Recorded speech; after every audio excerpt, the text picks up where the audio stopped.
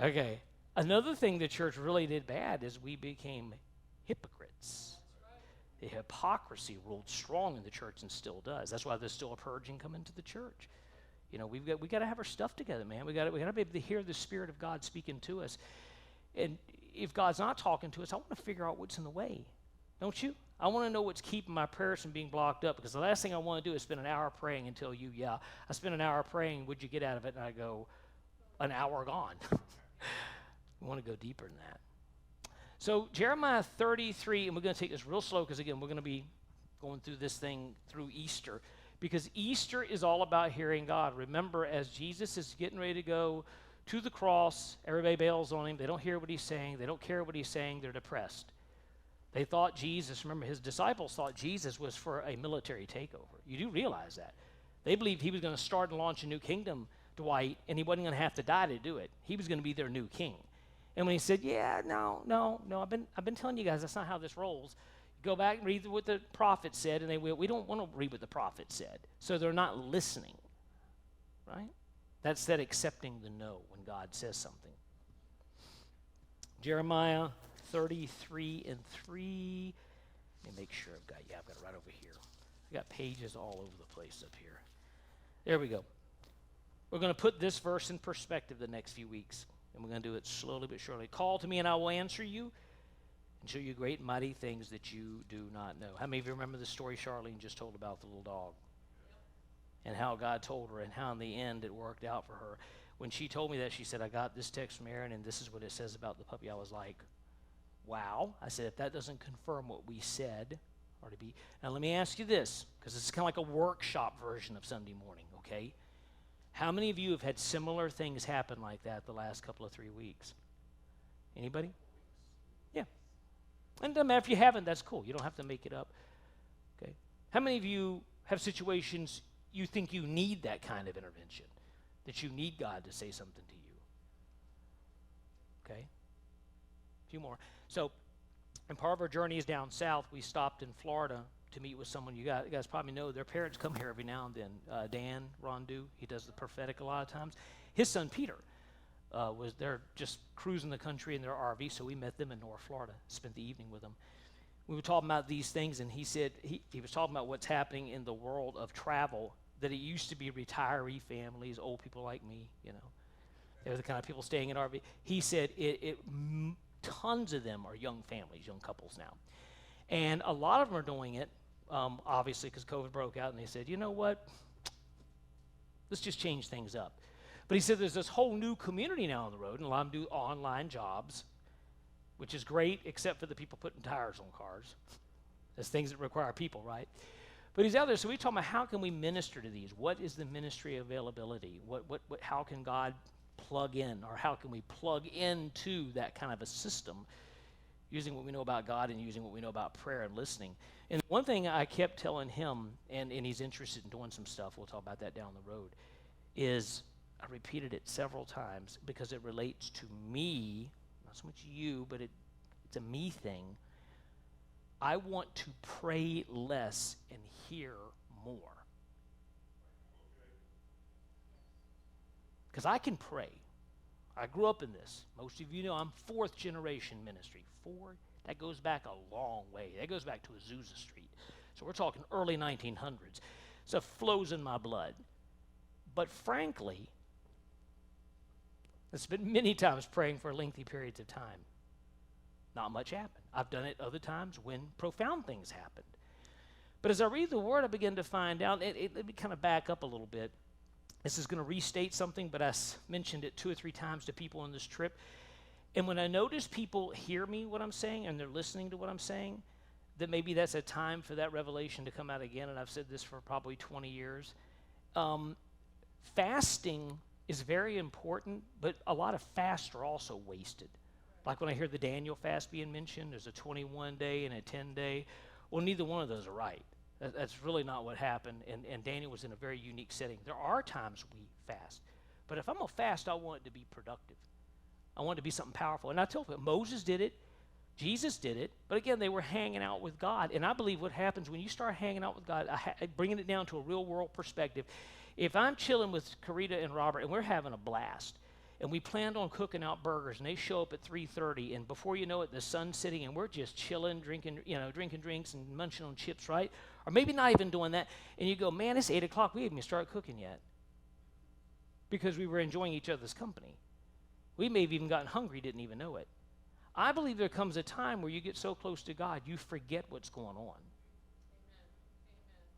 It all kind of relates together, because I believe when you start listening to God talk, you talking to God maybe not so much, but when God starts talking back, I think everything quiets down.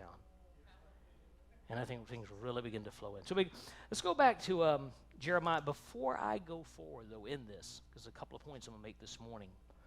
And by the way, I've been preaching all morning. Verses I've been dropping. There's been parts of the message. Does anybody have anything to add? A couple minutes. Dwight, you been stirred up this morning at all and wanted just to cover something? Because I kind of look back there and I see you rocking a few times. So Dwight's the resident teacher, and if he's got something to say, contribute. I don't know that I got stirred up, but when we were being quiet, I just kind of did what I do a number of times, just say, Father, what do you want to say to me, and start writing. Right. Get ready, something good's coming. May need some confirmation on this. But I'm asking, what is hindering God from really moving in our midst the way we want him to? Because we aren't seeing God move yet the way we want. He's moving and he's doing stuff. And he says not everyone's ready. Some have things they don't want to let go of. Some people have things that they have in their life that they don't even know about, so they can't even choose to let go. Some are not willing to let me touch every area of their life. I'm not going to force myself on anyone. I will move in those who are willing to let me move, and I will work on those who are not willing but can't see where I want. I'm not sure what I wrote there. But the time is short. Don't wait, don't hesitate, don't hope things will get better or change in your life. At a point soon I will move regardless of whether people are ready, and those whose hearts have been hardened to cover up will be exposed. Now is the time to let go and let my spirit move and change and release and save and cleanse. I will not wait forever on my people. I will move soon. I will move in power and great glory and great grace. When I do, sin that has not been dealt with will be exposed. My grace will still be available, but how much better to come and deal with things now, to surrender now, than to wait and have all exposed and face the issue. Many have small things, a couple have large things, but surrender all of them to me now, and I will heal, I will forgive, I will cleanse, I will release. For now is the time. Today is the day of salvation. I want to move now and see my glory released before the time comes when I move and expose what has been hidden and covered. Time you're writing that down, things that came up were confusion, anxiety, the spirit of infirmity, whether it's physical, mental, or pain, things that are distracting us from what's going on. Inside us, there's things that we don't even know that we need to come forth. So ask God to show us that. Those confusion, anxiety, and infirmity now need to be replaced with confidence, peace, and the blood of Jesus. The turmoil that's in this world will be replaced with Jeremiah 17:7 and 8. But blessed is the one who trusts in the Lord, whose confidence is in him. They will be like a tree planted by the water that sends out the roots. Sorry about that. My bad. Thought I had them off. It does not fear when the heat comes. Its leaves are always green, and it has no worries in the year of a drought, and never fails to bear fruit. Ooh, what was that? That was a win from God. All right.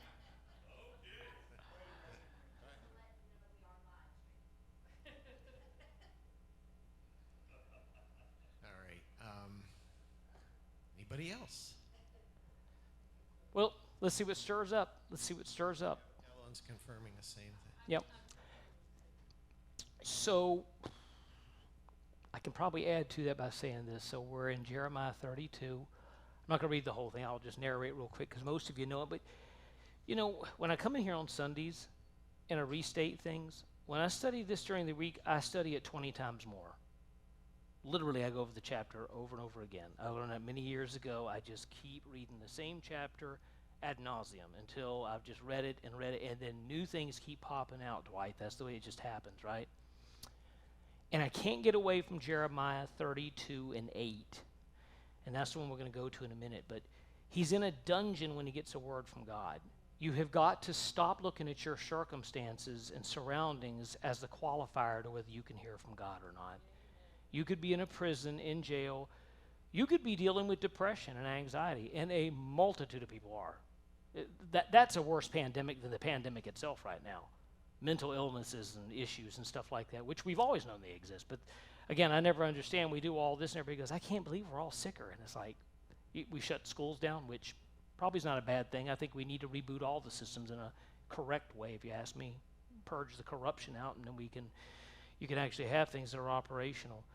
But so he gets this word from God in prison for the king, and he's already, it looks bad. But Jeremiah 32 is all about Jeremiah buying land. That's what the chapter's about. How he calls his cousin in. God tells him, he says exactly this how the day will go. And when you see the day going this way, you're going to know I just confirmed it, and you're going to know to go along with it. Now, how many of you would do that? God says you're going to go to the station and get gas at 10:15 a.m., and you're going to run into so-and-so you haven't seen in a year. They're going to tell you come to a barbecue Thursday night, and it's there that I'm going to unload the kingdom of God at that barbecue party. And you go get gas, and they show up, and they say, by the way, we're having a barbecue party Thursday. You go, oh, my God. And they say, you want to go? Man, I am there all over. Because you just got preview to that from God. Well, that's what the whole Old Testament is. It's what the New Testament is, too. So the prophetic doesn't have to flow through prophets. It can. And through prophetic words in a church, it can do that too. We believe in that. I've seen that happen many times in my life. But it flows through you. God's speaking to you and showing you these things. So right now, out of about 25 people in this place, again, that's double the number of disciples. And one of them is a traitor, a thief, right? So that's 11 they've got. I mean, you got bad apple in the ranks. What could we do in the state of New Hampshire this week with the people here right now? If we believe anything that we trust him. That gets into Jeremiah even more as we begin to read his quotes and what he has to say about God. But anyhow, so he's having the conversation, and he says, this guy's going to come to you. And it says in verse 8, then Hamiel, his cousin, basically came to him in the court of the prison according to the word of the Lord and said, please buy my field, blah, blah, blah. You got the right of redemption. That story is cool enough. God just confirmed himself. He says this, though, in verse 8, then I knew that this was the word of God. Okay? If we did this last week, accepting the no, you need to be convinced of what God has said. You have to be convinced, first of all, what his word says. And I'm saying that because this is under major attack right now. It's been under attack my whole life. Okay? I keep telling people, how do we get so bad? Are you kidding me? I'll share the story quickly for people who didn't know. When I was at Florida State in 2001 and we're pastoring in Florida, building a church there, I had many of my professors at FSU 20 years ago writing on the board, I am a Marxist. I don't know if that had to do with meteorology at all, but that's what they were writing 20 years ago. So you come to today and people are like shocked. I'm like, then you're dumb. You were not even aware of what was going on. And we were challenging people back then. I would take it back to the church. People said, oh, I don't know. Yeah. Well, it takes a while for these things to work in. To be convinced of something like we are, this book right here, is a powerful, powerful thing. Let me give you a prediction of what's going to happen this year. It's going to sound bad. It's just a necessary thing. I'll call it a necessary evil for God to accomplish in the end what he wants to accomplish. This thing, very likely this year, will be outlawed by cancel culture. Very likely. If Dr. Seuss gets it, you can be guaranteed this little baby here is going to get it. Because this violates every principle out there. When I say outlawed, I don't know they're going to go door to door and house to house and all the other stuff. But if I'm caught on YouTube saying what I'm saying right now, I'm in trouble. And that's already stirred up, and it is what it is, right? But you have to believe in something. And right now, there's not much out there to believe in. This here is a foundation. One of the couples I ran into in Florida believed much like us, and they were talking, and she was giving me her testimony, how God had healed her from Crohn's disease, which was awesome. She was healed from that, high blood pressure. She's older, near 70, and she said, God just really touched me 10 years ago. I said, that's fantastic. Well, she started talking about the COVID, and she said her kids don't want to see her or the grandkids until she has the vaccine. I said, well, that's their personal choice, you know. And there's a lot of people like that, a lot of consternation in families out there about this stuff. And I said, I'm a scientist, so I have to see the science. Science. I don't like medicine. That's my least field but this year I had to get into that because it's my responsibility to know CDC, know all the things I can know. And we just recently went from 6 feet to 3 feet. The virus is learning its lesson. Not making fun. I'm just saying a tornado is a tornado. A distance is a distance. But so she brought that up, and she said, what do you think? I said, well, I think you have to, there's things we honor in the family. We honor other people's, I wouldn't say fear, but what they expect or believe about it. And I've never mocked it. For one thing, I was one of the first people back in March of last year saying this thing was coming and it was going to be bad. I hate to repeat that again, when nobody else believed it, including the CDC. I was saying, yes, it's going to sweep the planet. It'll be a bad thing. But I still believe in God's power. I believe in healing. So I told her, I said, what do you think? I mean, you could do the vaccine so you can see the grandkids. Yep. And I said, that's cool. And she said, well, we're also high risk. She goes, so we could get very sick from it. And I said, wait a minute. You just said Crohn's disease was healed, but now you just said you could get very sick. She goes, well, you know what I mean. And I said, actually, I don't. Just explain it. So her husband is a very quiet guy. He's over there doing this, and he goes. And so she looks and she goes, well, I mean, we're older. And he goes, yeah, explain it, baby. You're in North Florida, so that's how they talk, right? So he's mopping away over there, and she goes, well, I'm just saying we want to be prudent in everything and use wisdom. And I said, that's not the application of wisdom, by the way. That's not how wisdom is used. That's totally, you could call it common sense or whatever. And my point to her, and she didn't get mad, but we were discussing. She goes, no, you're right. She goes, I guess we need to trust God. I said, if God provides in one place, but then we don't expect him to do the same in the second place, then there's no consistency. And then we start looking like goofballs, and then you're going to have a hard time finding me believing in your faith. I can have faith in the Bible, but I might not be able to have faith in what you're talking about. So we need to get consistent in the body of Christ.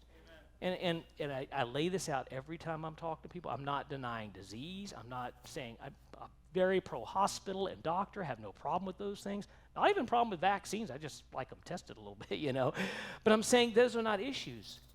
But I have much more confidence in faith in my God and what he says. God says he's a healer. So that means, Dwight, if I do go to the doctor, and I'll probably be getting some checkups this year, and they tell me certain things, I'm going to listen to them and say, they found this, no doubt, but I serve a higher God who's able to deliver me from these things. Some of you have had healing. Charlene's had a number of big healings. And sometimes it doesn't hurt to bring these things up. I'm sticking with Jeremiah 32:8. He knew it. He knew it. I don't even see a need to go further in the message than that, Dwight. He just knew that he knew that he knew. You go down to verse 15, and they're setting up this whole thing. There's a paradigm shift going on here where he has bought this land because he knows God has told him to do it. Can I speak into that prophetically like I did last week? How do I say this, Lord? Give me the right word. Okay, here. We need to live life and act like there's a tomorrow in spite of what we see falling apart around us. We've got to live strong, bold lives knowing there's going to be things come at us and all around us, but they can't impact us. And if we're listening to what God is saying in his voice, they cannot attack your destiny. George Washington Carver, everybody knows who he is, the peanut scientist, great, awesome guy. A lot of people don't know the detail of one of his stories. When he went to Washington to speak in front of the Senate House Committee in the afternoon, he gave him 10 minutes. When he went to speak there about the peanut, right, he shows up at the front of the building, and they escort him back to the elevator in the back where the servants and slaves use. So he goes up in the elevator, and somebody got ticked off for him when he got off. He said, what do you think about it? He goes, I don't think much about it. He said, I carry my destiny. I know who I am, and I don't need their elevator. So he walks into the committee meeting, and they're all sitting around, they lay out the arrangement of the room. And Carver says, you know the story if you know the peanut. He says, I talked to God, he showed me things. He said, oh, what did he show you? So he starts putting his little vials on the table. 10-minute meeting went to 3 hours. But Carver had spent about a year before that 7 days straight locked in his lab, letting God download about the peanut and how it could be broken down into 300 different products.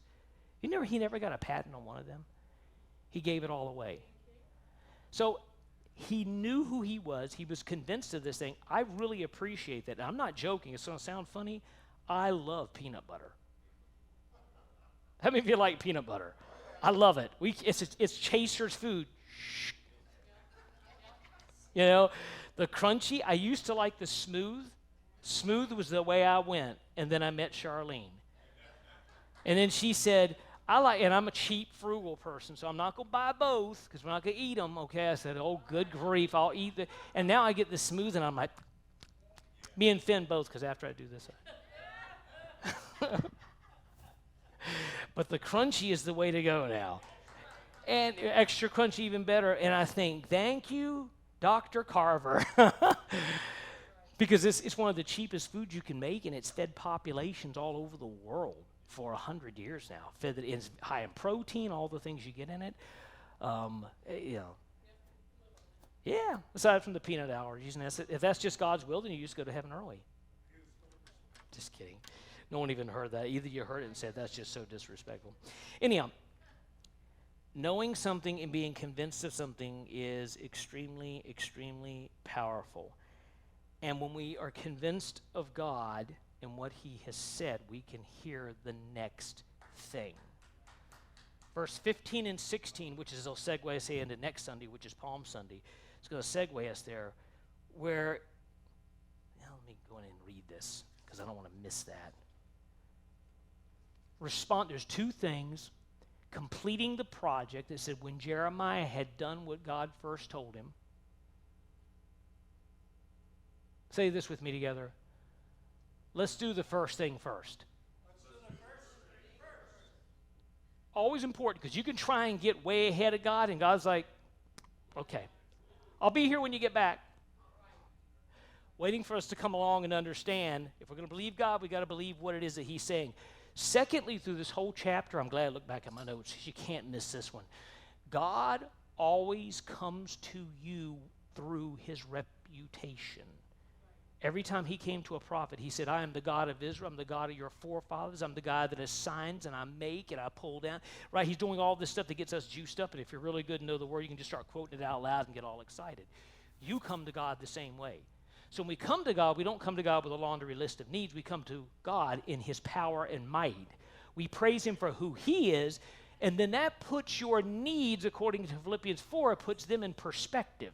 Now your needs are probably already answered. Once you say, you are Jehovah Jireh, my provider. You are Jehovah Shalom, my peace. You are Jehovah Sidkenu, my banner of righteousness over me. You are Jehovah Nisi. Right? You just start looking at all the names of God and you see the things of God. If he's the Alpha and Omega, that means that God, it doesn't mean he starts and he finishes. It means he has already finished it. You understand that? It gets really weird in theology how that goes. Ecclesiastes actually talks about this stuff, that God is almost at the end of time looking forward saying, Sue, come on, catch up with me. I've already laid out everything. The good steps of a good man are ordered of the Lord, okay? It'll say that the plans of a man are many, but the purpose of the Lord prevails. That means you can make up plans all day, and you may even get rich from them, but the purpose of the Lord is different. It does a whole different thing. It's a destiny thing. And when you begin to see these things like Jeremiah's catching on here, something is making a difference in his life. He's understanding this thing. He's convinced this thing is real, and he's convinced this thing is taking him somewhere. So I'm confident about the future, and I'm confident where God is taking me. I can now talk to God in a whole different level. And I can hear God in a whole different level. We spent 5-10 minutes in silence this morning. Again, that's very mature. That's very mature. Most pastors, I think, the studies, I don't know what pastor would answer this way, but anyhow. Barna does these studies to us. They send them out to pastors. And they say that the average pastor doesn't spend more than 3 minutes a day in prayer. Some probably don't even do that. But how could you not talk to God and spend quality time? So you spent 10 minutes about an hour ago in prayer. Let me ask you this. You don't have to raise your hands. If you want to, you can. But how many of you, when you do that, you feel a shift? Even a subtle one. Doesn't have to be profound. It's just something you're like, it could be this. It could be, that wasn't so bad. That could be the shift. And you're beginning to chill with God. You begin to slow it down, and you begin to think. So this morning, Charlene, or was it last night, we were talking about, and I'm going to wrap things up here in a couple minutes. We were talking about resting in the Lord. And I don't do that well. Because I'm high energy. I will leave here today, and my day is like, going to go see the grandbaby. That's a new thing in our life. The puppy, yeah, exactly. All that stuff. But I don't slow down. And she said, so when do you rest? And I was thinking, I said, I know when I rest. When my kayak is on the back of the lake. And I drift. I look like driftwood out there. And I drift, and sometimes I'm out there 2 to 3 hours. Just drifting and praying. I can't get any reception. Got my Bible with me in a notebook, little Bible. And I'm just letting God speak. It's a different rhythm. And that's what I'm trying to create here, I think. We're trying to get that rhythm. Find out where it is that we can really be sensitive to God and hear him. And what is it he wants to do in our life. Because I'll say this again, I think it's just important each week to bring it up. Because this is a safe space. This is a safe space, okay? I want to tell you, things are not going to slow down at all. Again, they're going to accelerate. You're going to see a lot of bad people, bad actors, bad leaders across the board. Some are even in church. In fact, maybe many in the church, who knows? Well, it is. It's that. There's a lot of acceleration, but remember, every time in the Bible God's doing something, he lets everything come out onto the open field before he deals with it. You and I have to be aware of that so we don't get overtaken by all the negativity and things like that. But realizing it's going on, and if you're in a place you can deal with it, like there's a few boards I'm part of, like they're saying, I can't do anything about D.C. right now. I can't do anything about what's happening there. I've done my part, and so now, right, I'm involved somewhat up here. I've got the town of Merrimack. We got an election coming up. I'll be involved as much there as I can, but I can't be everywhere at once. I am not God. Neither are you. We're children of God, right? But there's leadership teams I'm part of. And I can have a significant impact this week in those things. And I intend to. And you've been assigned to certain positions as well to speak for the voice of God in what you're doing. My wife and I were looking at even, have you ever heard a word called inflation? No one believes in it. It's there. Trust me, I'm traveling the country. Oh my gosh. No kidding. I went into stores. I was buying a drink twice. So I know the first time wasn't a fluke. The second time in another state, and I went, I'm standing here, people buying things, and I had my drink, and I had a couple of bucks, which I'm thinking it's going to be $1 plus a little change. I'm going to get some back. I go to the counter, and the girl behind the counter says, I hand her the $2, and she goes, what? Literally, what? And I go, I don't know, change, I guess. And she goes, oh, $2 will cover it. And I said, well, there's no price anywhere. And she goes, we don't know what the new prices are. So I said, oh, that's the way they roll. I'm not going to cause an argument, you know. Remember, I'm a little cheap, a little frugal guy, so I'm going, I'm leaving $1 behind. And then I said, I'll just count that as a blessing. Yeah. So I went on to the next store later that day. They did the same thing in another state. And I finally asked her, I said, what is up? She goes, they're changing prices all over the place. We can't keep track of stuff. That's evidentiary. That's really what happened. That's not a news story. That's me. Got to a gas station. Josh is paying for the gas. He says, what is happening here? The gas was going up in price as we were pumping. Then I get, my sister-in-law lives in Atlanta. They know 2 dealerships. I don't know if it's affecting Jordan yet, but they know 2 dealerships, and they told them by summer cars will be 20% more in the Atlanta area cost-wise. You know why? Because you got $1,400 more bucks in your pocket, and they're dang well going to get it.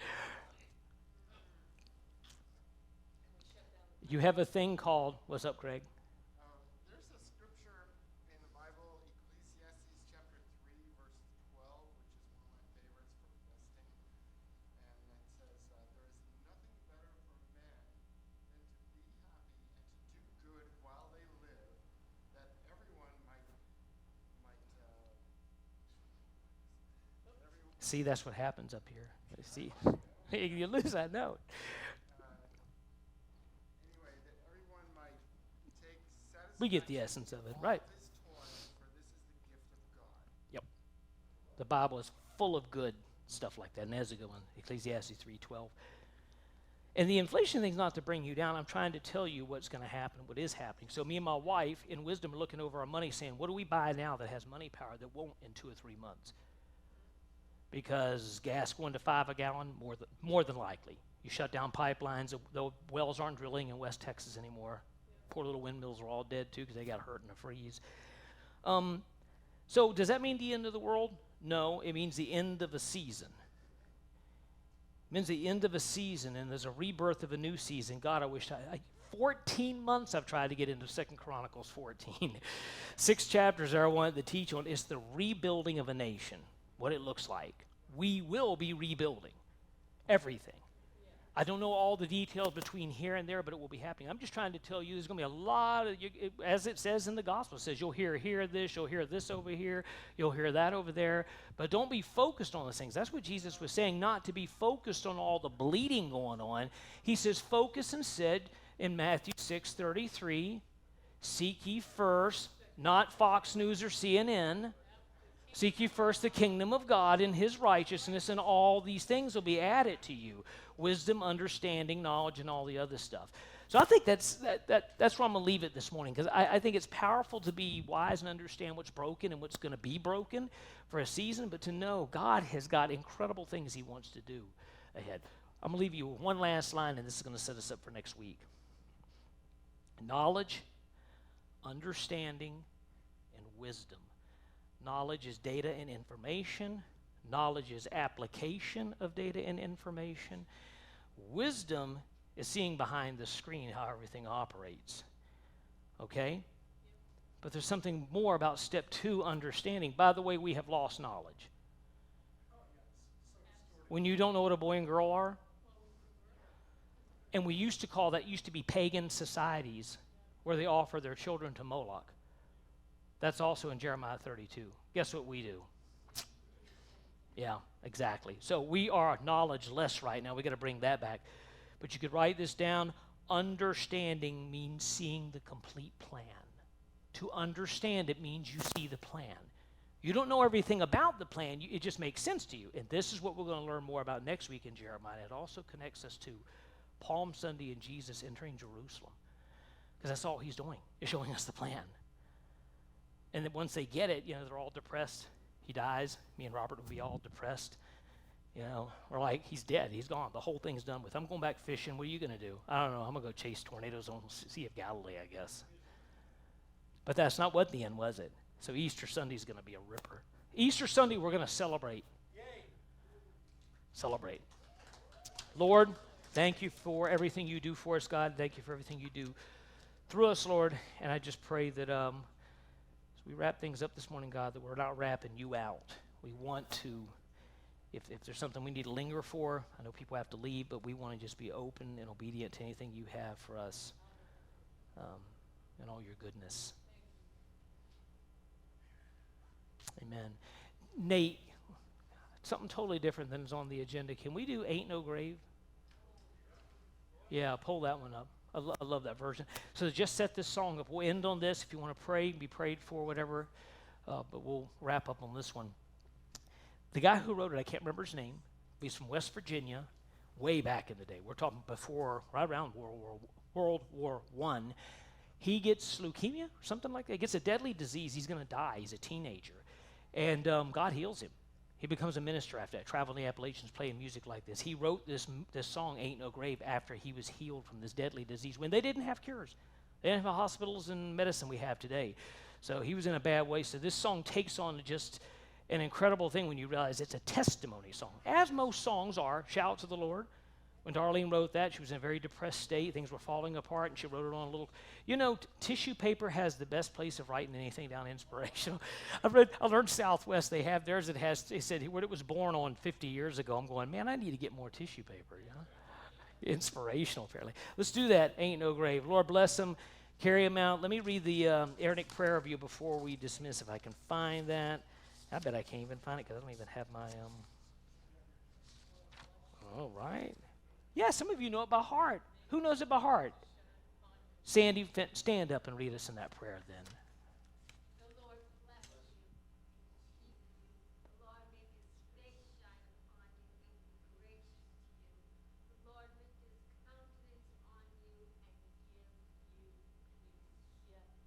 Ooh, I receive all that. How about you guys? I love that. Thank you, Sandy.